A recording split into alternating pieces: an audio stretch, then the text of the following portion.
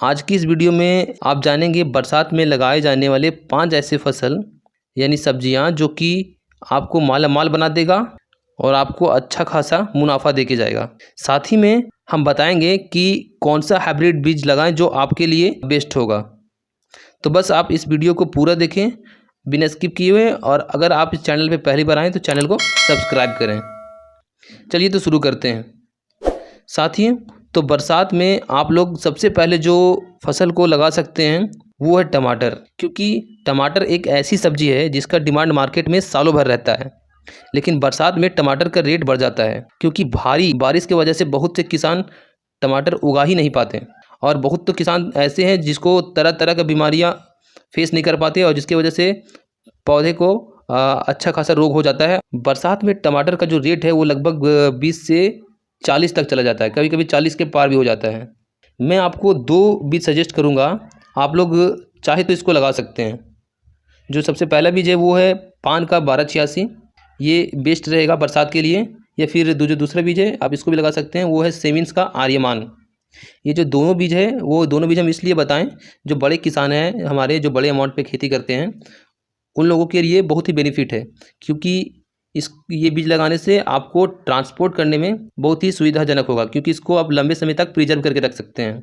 इसका जो preserve quality है, इसका जो ऊपरी त्वचा का जो लुक है वो बहुत ही आकर्षक है।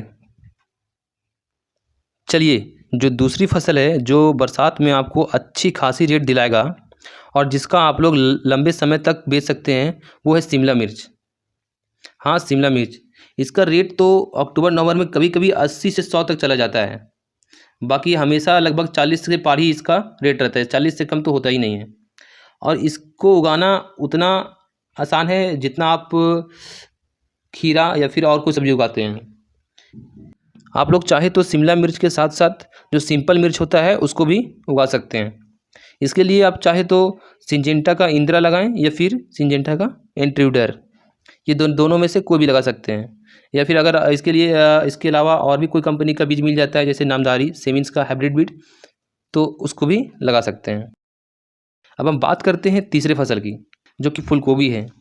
ये बरसात में इतनी डिमांडिंग सब्जी है, आप लोग अच्छे तरह से जानते होंगे, क्योंकि ये बरसात और गर्मी के लिए है ही नहीं, बस कुछ किसान ऐसे हैं जो इसको उगा पाते हैं, जो इसके बारे में थोड़ा बहुत जानते हैं, जिसके वजह से इसका रेट लगभग 40 से 60 के बीच में रहता है और कभी कभी इससे भी ऊपर हो जाता है।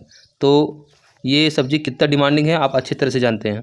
फूलगोभी को बरसात में उगाना उतना आसान भी नहीं है, क्योंकि किसान भाई ये भी नहीं डिसाइड कर पाते कि हमें कौन सा वैरायटी लगाना है, जिसके वजह से भारी नुकसान भी किसान को होता है। तो जो वैरायटी लगाना है इसके लिए वो सबसे पहला है सिंजेंटा का CFL 1522, या फिर सिंजेंटा का एक और आता है मॉनसून क्वीन के नाम से आता है, जो C6105 के नाम से आता है, उसको आप लगा सकते हैं। या फिर अगर आप चाहे तो एक सेविंस का भी आता है, सेविंस कंपनी का, जो जून से और जुलाई के बीच में इसका रोपाई होता है, वो है SB 4051 AC, इसको आप लगा सकते हैं।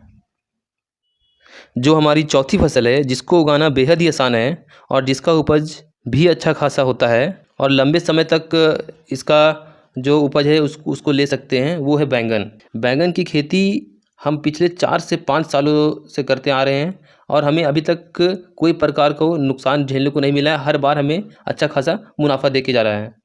हम बैंगन की खेती पिछले 4-5 सालों से इसलिए करते आ रहे हैं क्योंकि ये बहुत ही कम खर्च में, बहुत ही कम इन्वेस्टमेंट में और बहुत ही कम लेबर कॉस्ट में अच्छे खासा मुनाफा देके जाता है। इसमें किसानों को सबसे ज़्यादा जो समस्या आती है, जो सबसे ज़्यादा दिक्कत आती है, वो है कीटों की, जिस पे हम पहले से ही वीडियो बना चुके हैं। आप चाहे तो उसको जाके देख सकते हैं हमारे चैनल में। मैं अगर इसका जो वैरायटी बताऊं कौन सा बीज लगाना है, तो आप VNR का बीज लगा सकते हैं। किसका? VNR का सिमरन लगा सकते हैं, उत्कल लगा सकते हैं, जो कि दोनों ग्रीन प्रोडक्ट देंगे आपको, यानी इसका जो फल रहेगा वो ग्रीन रहेगा।